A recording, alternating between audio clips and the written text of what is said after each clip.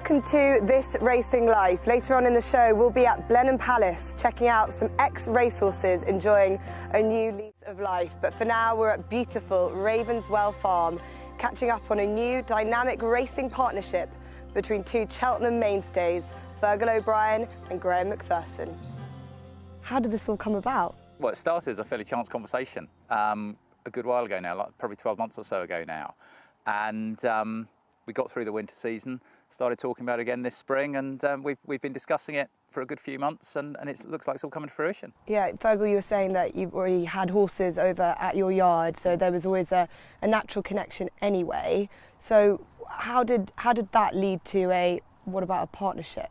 Yeah, I popped over last year and sort of floated the idea, and there was a lot of discussion about, well, how might it work? It's pretty innovative. There'd been father-son combinations, husband-wife combinations, but two trainers actually getting together, merging their businesses and running under a single name was going to be pretty revolutionary. So it needed a lot of talking about and thinking about. Thankfully, he's the brains, so it was obviously Graeme's idea, and like I said, it was probably 12 months ago, and we'd sort of just had a very good season here at Ravenswell Farm, and it was probably just a little bit early for me. So at the time we said, look, we couldn't really commit to it because we just wanted to make sure that Ravenswell was still working for us and it wasn't just a one-off season coming here. And then when we had another good season on the back of it, and we'd also incorporate using the yard at Martin's Hill at Graeme's, it just seemed like a natural sort of progression. It worked well, and we get on very well, and so yeah. What is it that's different about O'Brien McPherson racing that we're going to see? Difficult question. Well, I suppose the big thing is that we've got two separate yards. Most of these other partnerships that you'll see between father and son, or even some assistant trainers and the trainers, they're still operating out of one yard. We've got the advantage of having two very good facilities at both yards. Like I said earlier, Martin's Hill is similar but different to Ravenswell. Some horses, it really suits there, and vice versa. There'll be horses of Graeme's that we hopefully that Ravenswell will suit. Look, we've got to sort those ones out at the minute, and we're a little bit off that. But it's for me, it's very exciting to be given that opportunity to have the facilities for up to 160 horses. I've always said it's not something that I wanted, but as you grow and you get bigger and you get to a certain point, and then you actually want more, and then you want more. I always thought 80 odd horses would be absolutely ideal, it'd be lovely, really manageable. But then when people want to send you horses and you want more winners, and I actually find myself now, if I have 2 days and I don't go racing, I'm thinking, oh, we need more horses, so you do, I don't know what you call it, greed, drive, I don't know what you want to call it, but yeah, you want to be racing. I find it hard to sit at home and watch racing now, whereas before I could sort of watch a bit of racing. So it's a great opportunity for us here anyway as well. Yeah. Is this a bit of a statement of intent that we can do better in the racing industry as a business itself? Yeah, well, I hope not too many people copy us. Hopefully we'll get a bit of a jump on everyone. Yeah. But no, I think it will be, because it is very difficult, I think, now for one person to do to do well every aspect of training and running a training operation. And I think the more people will step back and look at it as, well, we need to do the very best we can. And if that involves a number of people all offering different skills, fantastic. That's what I think people will probably strive towards. What happens now in terms of bringing horses over? Is that what you're going to do? You're going to just see how the land lies? How does it work over the next few weeks? We've got to have a sit down, have a discussion, go through horses and staff and all the rest of it. Obviously, from both sides, everyone is pretty keen, staff and owners and stuff. So it's just going through the practicalities of it. And Graeme and Chris Coley is my business partner. They've sorted all the sort of legal sides of it. So I've been left alone on that. I did ask for an input in designing a logo, and I soon got out of that one. I said, whatever you want. So I'm the ideal partner. Okay. I think the nice thing is that neither of us got a massive ego. We both just want to do what's best for the horses, staff and owners, really. We both like to see staff develop and grow, and if that's develop and grow and stay with us or move on, either, as long as they're developing and they're growing and they're learning new skill sets, brilliant. And we want to do the same for the horses. And I think we've all, it's always been a team here, with Sally and like Chris and Simon, who does our social media. I've been very lucky in that it's my name on the licence, but it's like I said earlier, I'm a very small cog in a big wheel. Neil does all our entries and stuff, and I think that's probably my strongest point. If someone asks me what my strong point is definitely being able to find people to do the right job, and I just think Graeme and I will be a good fit. The ethos of each yard is really similar. We both want to achieve the same thing in the same way, and we both value the teams that we have. We both value the horses that we have. We both value the owners that we have, and I think actually that should mean that the integration it's not going to be seamless. Of course it's not, but I think it's going to be pretty smooth, and I think it's going to be pretty successful. I suppose in terms of you saying that you're going to not be a sort of faceless partner, will we see you at the races as part of it all? Are you? As long as Fergal lets me. Yeah. No, I very much hope to be. Yeah. I don't want to be completely faceless, but Fergal is the talent in the partnership, so he's the one. So yeah, Fergal and Sally are the talent in the partnership. So I will be in the background. At the moment, and by the time this comes out, I've probably added to it 50 winners, but that stays the same. It doesn't sort of go down to zero again. It's Fergal O'Brien Racing, but as we see in the race card, but it's O'Brien McPherson as a business. Yeah, that's exactly it. Fergal's name on the licence, Fergal's name in the race card. Winners chalking up to Fergal.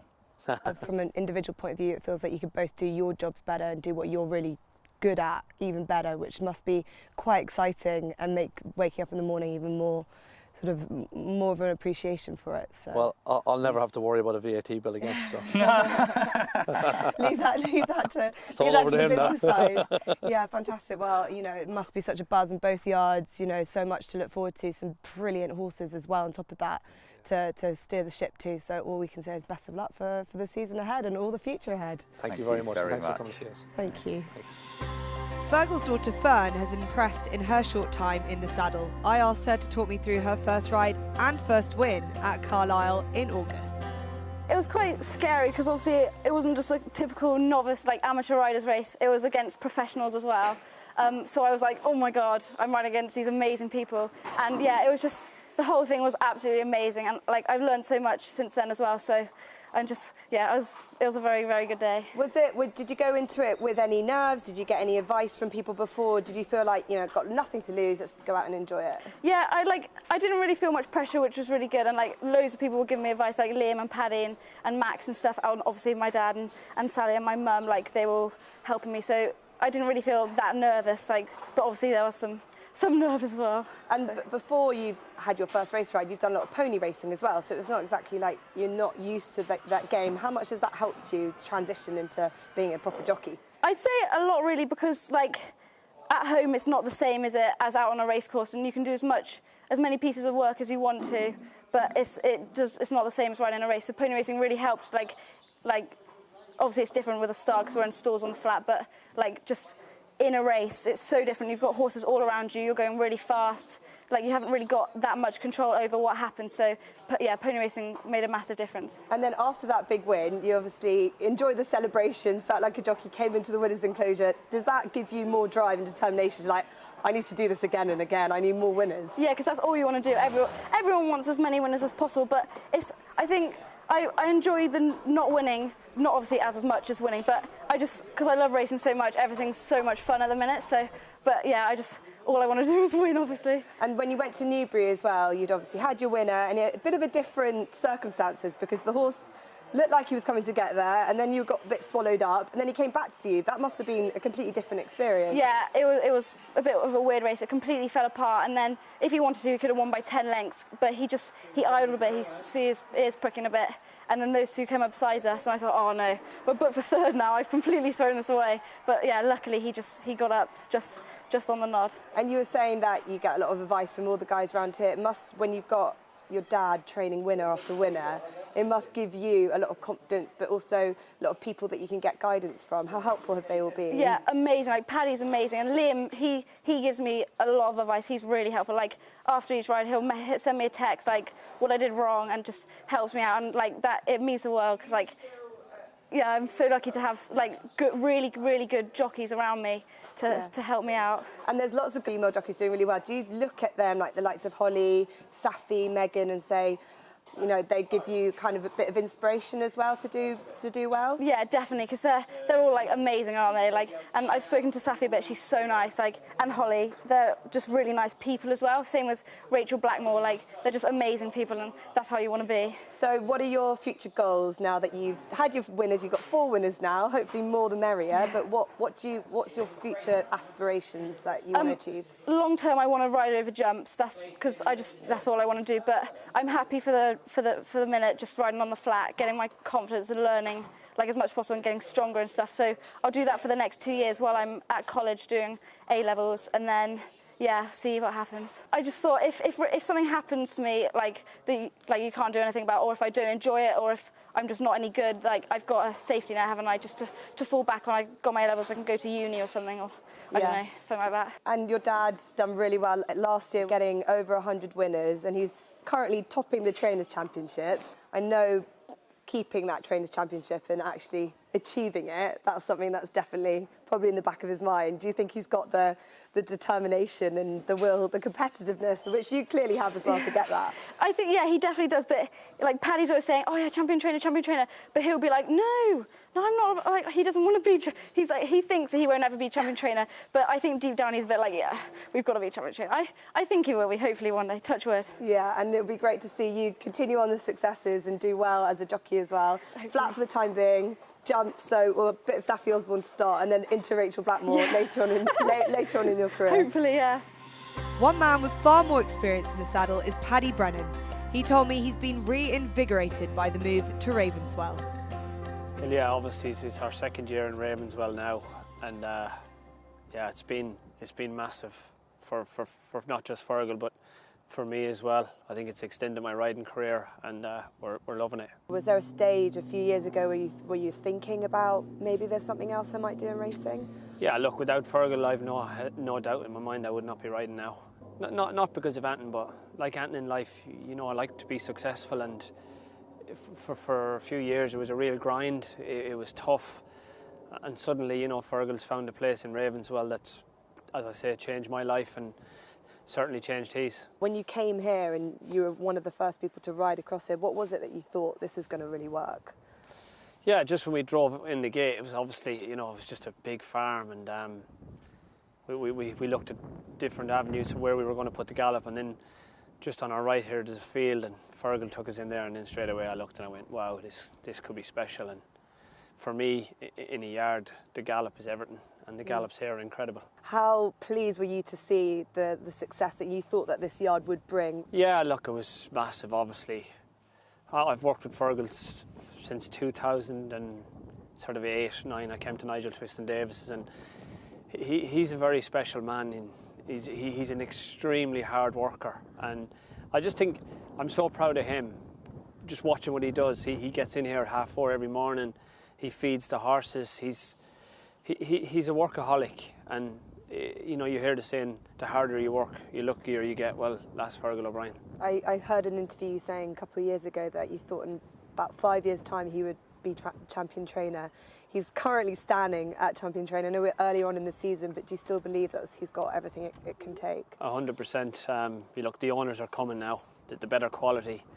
We have an outstanding talent in young bumper horses this season, and I think, wow, you know, in 3 or 4 years' time, they could be Anton there. And yeah, as I said, 5 years, I'll stick to it and I'll be helping him. Do you set yourself any goals? Is there anything that you still want to achieve? You had a great year last year, but you said to me it's not about the numbers, it's about the class of horse, the class of race. Yeah, look, the Cheltenham Festival winner just haunts me a little bit. I think one more winner there would be extremely special, and I've said to my wife recently, I'm going to try and ride 100 winners this season. I've got to give myself ambition, because as much as I say, you know, it's about Fergal, I've got to be getting out in the bed in the morning thinking I'm going to ride winners, and yeah, we'll give 100 a go this season. Thank you very much to everyone at Ravenswell Farm. Now over to Amy Ryan, who's at Blenheim Palace for the Retraining of Racehorses Southern Dressage Championships, which features the headline act, the 2014 Grand National winner, Pinot de Ray. I've had Pinot for about 4 years now. Richard asked me if I wanted to have him, and I snapped at the opportunity, really. Yeah, no, I've had him for 4 years. And did you go straight into the dressage scene with him, or did you do a bit of showing as well? No, this is actually our first year doing any sort of dressage. We've been eventing up until now. I had a baby 4 months ago, so I decided that this season I'd just concentrate on one of the disciplines really. And yeah, he does a good dressage test sometimes, but dressage wouldn't be his strongest discipline, but we'll see how today goes. And how was the eventing? Did you have quite a good eventing? Honestly, the day I put a GP saddle on him, it was like he was retrained. He's so clever. He just got it. I couldn't believe it. Like, he's not easy. He's super feisty, and yeah, to a fence, he's just will jump anything. Like, literally, he's the bravest and most intelligent horse I think I've ever ridden. It has taken a very long time because trying to find a way to keep him like secure down the contact and stuff like that has been really tricky, and trying to find the right bit and just keep condition on him all year round. Yeah, it's not been easy, but every day I have him, I love him. I absolutely adore riding him.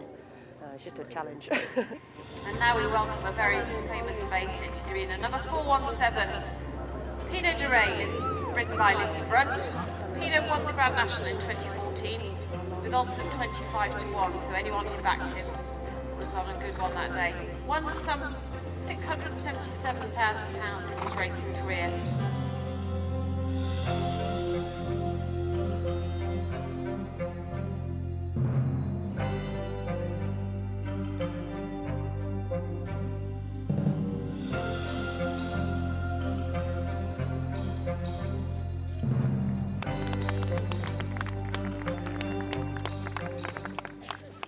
So Lizzie, you've just finished your test on Pinot de Reyes. How did he go in the ring? I felt like he went really well, actually. He kind of lit up to the atmosphere, like he always does. When I take him to entry, he does the same thing. As you can see, he's ready to do his next job now. He thinks he should be going onto the jumping phase. He's going to be disappointed when he goes back on the lorry. Even in the field, he acts like a 4-year-old, and he plays with all his friends, and he just wouldn't want to be doing nothing. So, yeah, I just feel honoured to have had the opportunity to ride such an amazing horse, and yeah, we'll keep going until he doesn't want to do it anymore, but I'm sure he definitely does, so we'll keep going while we can. Yeah, we did say these horses are used to a routine and working daily in the racing environment. He's just proof that they love having a job, they love being out doing things and being in this kind of environment. Exactly, and he's total proof that they can have another job. You know, he won the Grand National and he's here doing dressage. Who would have thought it? Not me, to be honest. When I first rode him, yeah, he had no mouth when I first got on him, and I couldn't hold one side of him. But 4 years on, and he has quietened down a little bit due to age. But you know, he's still got plenty of life left in, don't you, P? No, I was really chuffed with this test, and yeah, plenty more to come.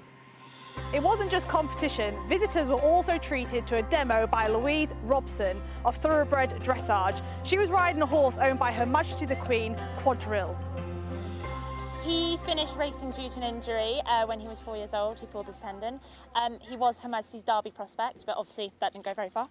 He came to me as a 5-year-old, and since then he's gone from racehorse all the way through to top-level dressage horse. He's currently the highest competing ex-racehorse on the dressage circuit in the UK, and he is also ROR Horse of the Year at the minute, which is fantastic. And how did the link up with Her Majesty the Queen come together with you? And so I've come from my parents don't have money, so we always had to have horses on loan, and it was through a friend of a friend of a friend of a friend, and their mum at the time was being courted by one of the gardeners at Windsor Castle, and she went to a garden party and met Terry Pendry, the head of the Royal Mews, and Terry said, "We've got a horse available for loan, he's safe, but not safe enough for the monarch of the country who rides in a headscarf safe."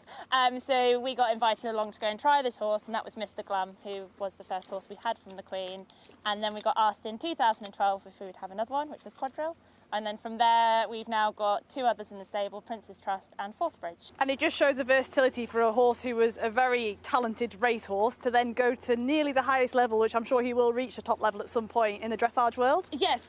Incredible for the horse, incredible kind of for the breed, if you want to call it that, of the ex-racehorse. But it just shows that they are so intelligent and they always want to please and they want to do their best. It's just learning how to work with them and giving them that second chance in another career, which is so fantastic. And he really does show that anything is possible with whatever you've got. When he first left racing and I went to try him, he really couldn't move very well. And I just thought, it's another one from the Queen, I'm not going to say no. And he's flourished into a horse that has taken me places that I never dreamed of. And he is brilliant, but if he can do it, any racehorse or ex-racehorse can do it. It's just time and patience and loving them for them and working with them and enjoying the journey. So Charlotte, you're the rider of Stafford, who we saw earlier on in the demo. It's fantastic to see him now enjoying his second career. Yes, he's absolutely fabulous. He's eventing is his career at the moment. He's currently at intermediate level. Hopefully we will do a 3-star long next season if we get all our MERs. And he just whizzes around the cross country. That's his real forte. He is a serious cross country horse, clear within the time. And he's so good at all the combinations, and he's straight through all those skinnies. To be fair, he could jump round this at Blenheim. He could jump round this clear within the time, I know that. But the dressage is getting much better. He's learning his lateral work, which they struggle with when they're racehorses, and he's just beginning to do the half passes. He's just a fantastic horse. He's lovely. We were very saddened to hear the passing of Andy Stewart just recently, but it's fantastic that this horse is able to carry on, not so much his colours, because he's not wearing the colours, but I'm sure people associate this horse with him, and I'm sure you're both going to do him very proud. Yes, it's wonderful to be able to have these horses, it really is, because they're just magic. They're absolutely magic, and it's a privilege to be able to have them. And also with the jumping, it's not the same as jumping race fences. Show jumping, you have to get them on their hocks and they have to vascule over the fence, which is a different set of muscles, and it's not easy for them. And I have to say, he's probably the only ex-racehorse who's had a career like he's had to be at the level he is, which is a credit to him, because he's a workman horse and he loves it. He absolutely loves it. Yeah, and he last ran in 2018, so he hasn't actually been that long since he was racing under rules. You got him from Paul Nicholls. He was owned by the Stewart family. How did that link up happen? I've had a lot of horses from Paul Nicholls, and he just sort of rang up and said, would I have Safi? So I popped down and picked him up, because I've had Silvernacker Conti, I've had Altdalin, I've had Denman, and my first horse was Earth Mover, owned by the Pennies. So I've been very lucky to have all these horses going back 20 years. So it's just lovely to be able to give them another life that they love doing, because he doesn't just do eventing, he goes team chasing. He's probably the best lead horse on the circuit, and he does hunting, and he will just hack around the farm, and he herds the sheep, moves the cattle, he does everything. Now let's check out some of the other competitors on the day. Jody Stokes and Promise of Peace. He's a Japanese bred racehorse, formerly trained by Donald McCain, and has been with Jody ever since his last race in the summer of 2019. I'm absolutely over the moon with him. It's a big ask to come to a show like this. He's still quite green in his sort of novice test movement, so he tried really hard in there and listened to me, so I'm really proud of him today. And you've done quite a bit of eventing with him as well, and that's yeah, very a little successfully. bit. Yeah, we just started this year, and he loves it. He's a natural cross-country horse. The first event was very exciting in the dressage, but he's proved today that he can do a good test. He did do some BD over the winter, and as soon as he listens to me in the arena, he's away. But cross-country, well, when I was walking up here, he was eyeing up these big fences, so who knows, maybe one day he'll get to jump round them. Hopefully, and we saw him in the car park. You were lunging him before you got on him. He's quite a character, isn't he? He's quite excited, yeah. He's an absolute dope at home, but cantering on the lunge, he likes to loosen himself up in his own little way. But I'd rather him do that before I'm on him. We now welcome Lucinda Sims and Bohemian Boy. They were in the prelim yesterday. Number 418. Brocklehurst Bohemian Boy, or Bertie as he's known, was trained by Huey Morrison. I'm really thrilled with him because he's quite a complex little horse, and he just loves working and he loves learning new things. And so at home we're really, working up through the grades. And this is his first. We got him literally from Paul just before lockdown, and so it's been a real journey. It's been lovely having time to get to know him. He hasn't had many outings. He's been a good boy, really thrilled. Couldn't be more pleased actually.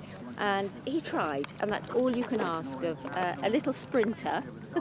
Paul, you were involved in the ownership of this horse when he was racing, and I'm sure it's a really nice for you to now follow him in his second career after racing. Well, it's good to see him enjoying it, and it keeps him occupied, and he genuinely does seem to be adapting to it, because he's gone up a grade, and done well because obviously through lockdown it was very difficult, but Lucinda's been doing a lot of the online shows that the ROR have been running, and he's been doing very well in those, so it's lovely to see. And as Lucinda said, he didn't particularly take to racing. He found it a little bit too stressful with the sort of routine of stables, and he's a horse that likes to be occupied. There's a lot of talk, quite rightly, about equine welfare in racing, but this is really what it's about, to see them doing things, keeping themselves occupied in a new life after. And they're just such wonderful creatures. They deserve everything that we should be doing for them, and he's taking it all in.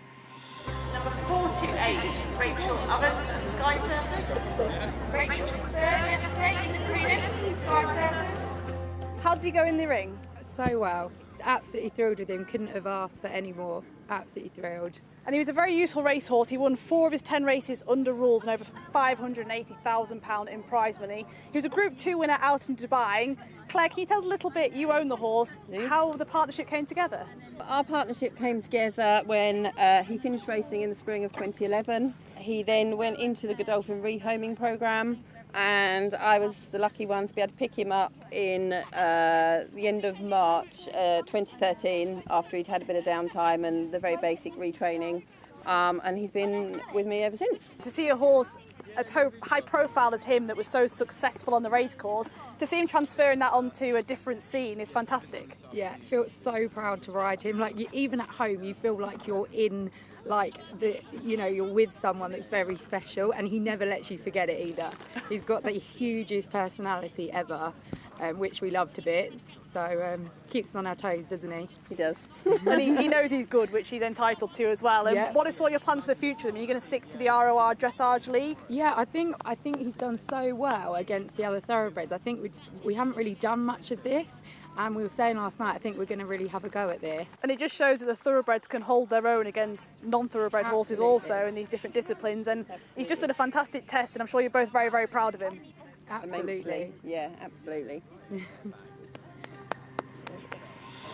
This is number 471, Joe Hales on K Sarah. So Joe, you and K Sarah were the 2019 novice champions. You've just finished 6th in the elementary. I'm sure you're very proud of that achievement. I am really pleased, especially as I actually fractured my collarbone 6 weeks ago. So I had it plated 4 weeks ago, and I've only ridden him 4 times in the last 6 weeks. So I have some very lovely friends who've been keeping him fit for me, and I literally climbed on Monday, ridden him a few times this week, and then brought him here today. So I'm delighted with him. I basically do a bit of everything with him. He's done side saddle showing. He's done really well doing that. We've done, I think, 10 classes this year, and he's won 9 of them. And we just do a bit of dressage on the side, so hopefully we'll be back again next year, a bit stronger, a bit more in practice, and hopefully do a bit better again. Ladies and gentlemen, this is our prize-winning rider, number 421, Angela Rowbury with the Jigger. Can't believe it, yes. No, we just came to enjoy the day, so this is amazing, just amazing. And how long have you had him?